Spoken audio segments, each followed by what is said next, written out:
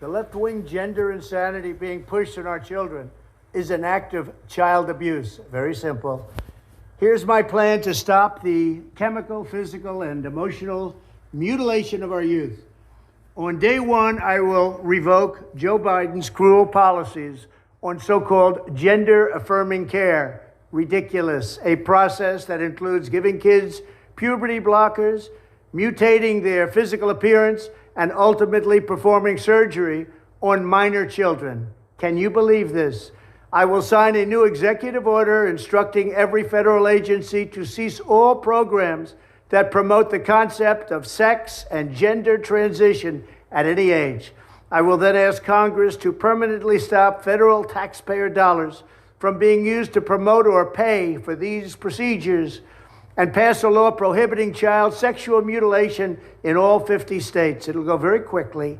I will declare that any hospital or healthcare provider that participates in the chemical or physical mutilation of minor youth will no longer meet federal health and safety standards for Medicaid and Medicare and will be terminated from the program immediately. Furthermore, I will support the creation of a private right of action for victims to sue doctors who have unforgivably performed these procedures on minor children. The Department of Justice will investigate Big Pharma and the big hospital networks to determine whether they have deliberately covered up horrific long-term side effects of sex transitions in order to get rich at the expense of vulnerable patients, in this case, very vulnerable.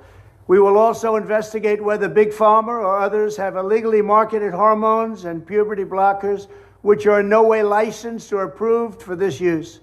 My Department of Education will inform states and school districts that if any teacher or school official suggests to a child that they could be trapped in the wrong body, they will be faced with severe consequences, including potential civil rights violations for sex discrimination and the elimination of federal funding.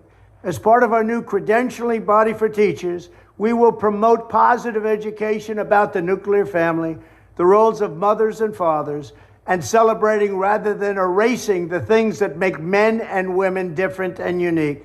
I will ask Congress to pass a bill establishing that the only genders recognized by the United States government are male and female, and they are assigned at birth.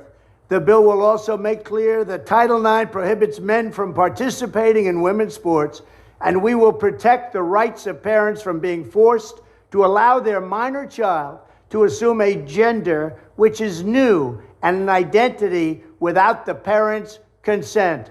The identity will not be new, and it will not be without parental consent. No serious country should be telling its children that they were born with the wrong gender, a concept that was never heard of in all of human history. Nobody's ever heard of this, what's happening today. It was all when the radical left invented it just a few years ago. Under my leadership, this madness will end. Thank you very much.